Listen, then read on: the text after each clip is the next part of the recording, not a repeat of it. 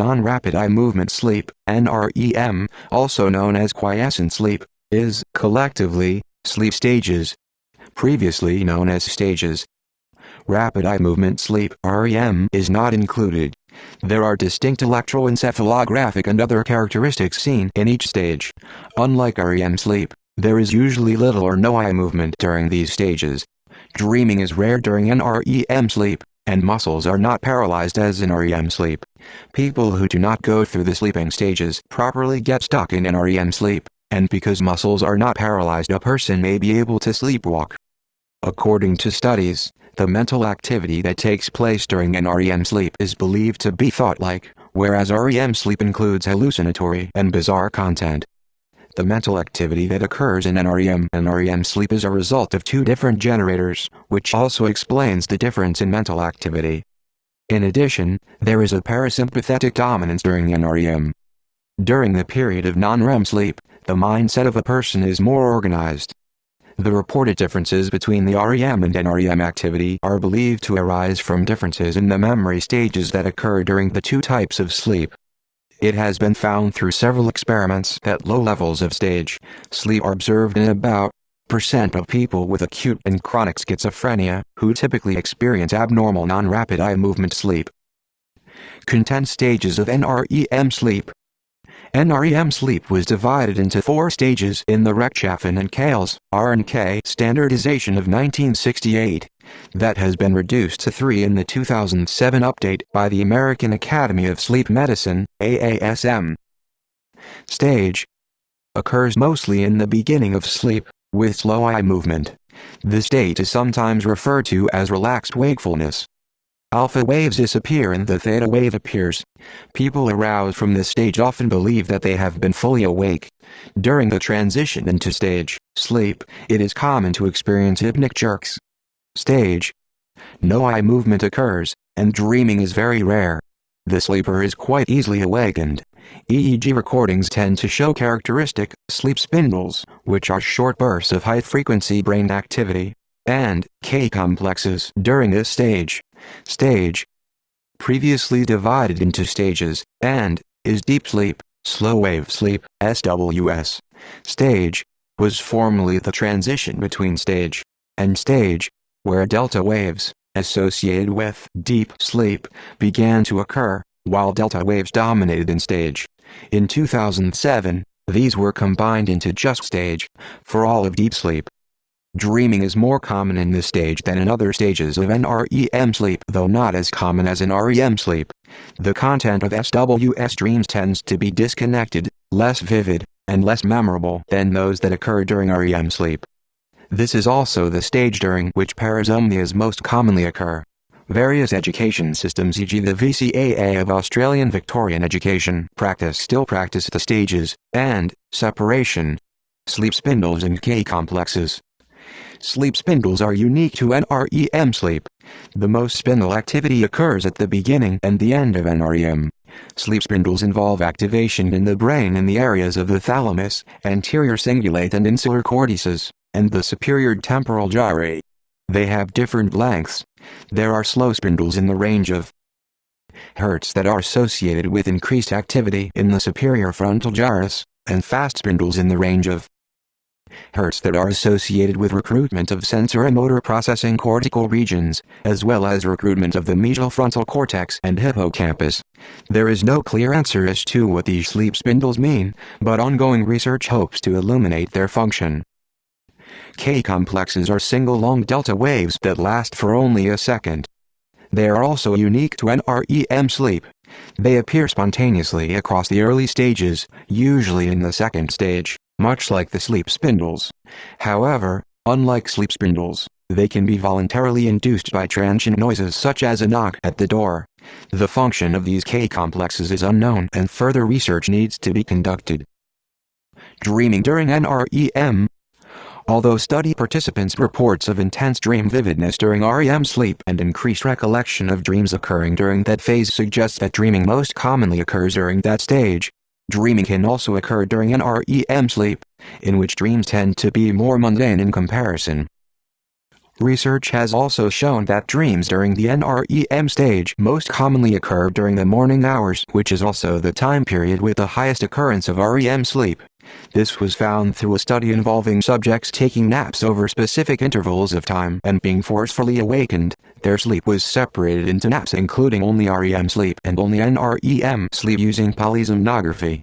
This implies that the polysomnographic occurrence of REM sleep is not required for dreaming.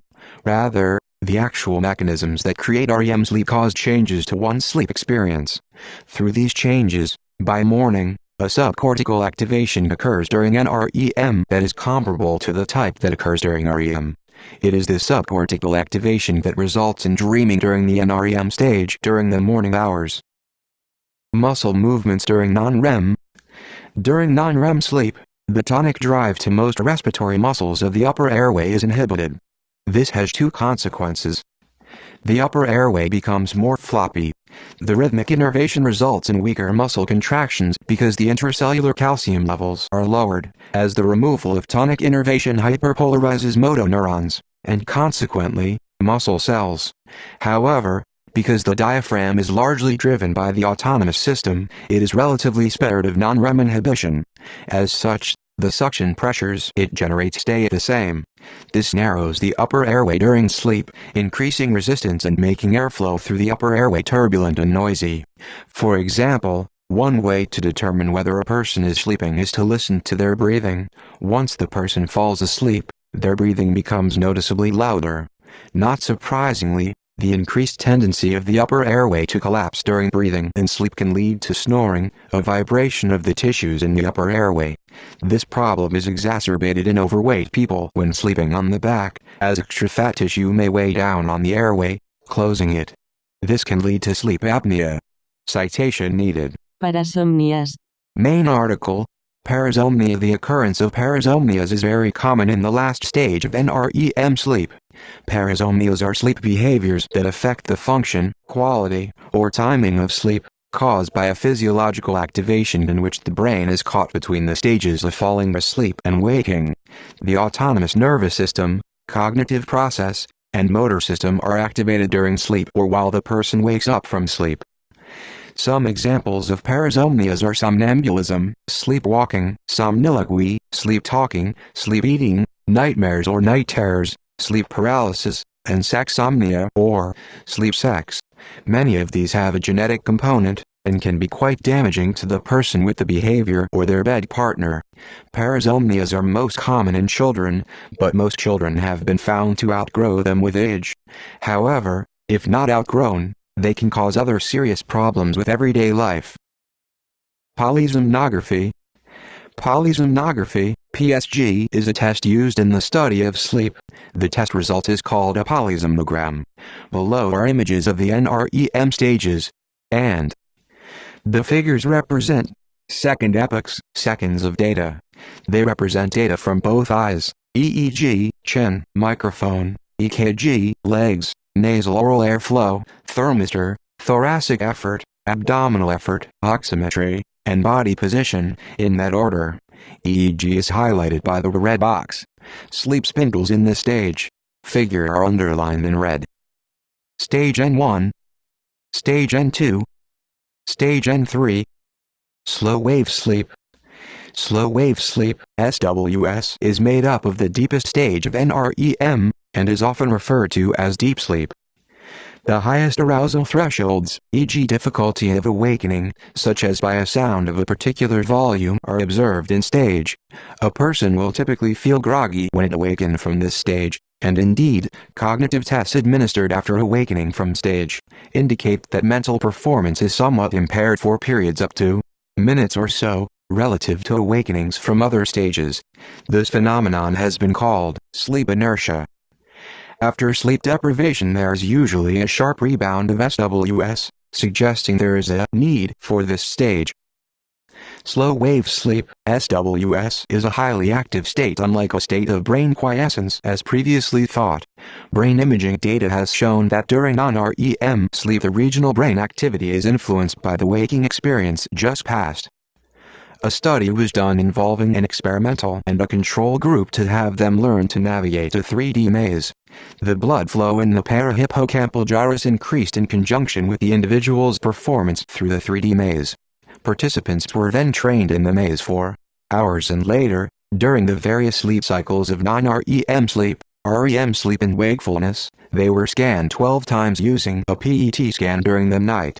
The PET scan demonstrated a higher blood flow in the hippocampus during SWS non-REM sleep due to the training from the previous day, while the control group exhibited no increased blood flow and they had not received the training the prior day. The brain activity during sleep, according to this study, would show the events of the previous day do make a difference. One theory suggests a model of hippocampal neocortical dialogue. 2 stages of hippocampal activity have been proposed, the first being the recording of the memory during waking and the second involving the playback of the memory during non-REM sleep. This process of reactivation of memory firing sequences is believed to gradually reinforce initially weak connections between neocortical sites, allowing the original information to be activated in the cortex independently of the hippocampus, and thus ensuring refreshed encoding capacity of the hippocampus. Meka concluded that the areas of the brain involved with information processing and memory have increased brain activity during the slow-wave sleep period. Events experienced in the previous day have more efficient and clear memory recall the next day, thus indicating that the memory regions of the brain are activated during SWS non-REM sleep instead of being dormant as previously thought.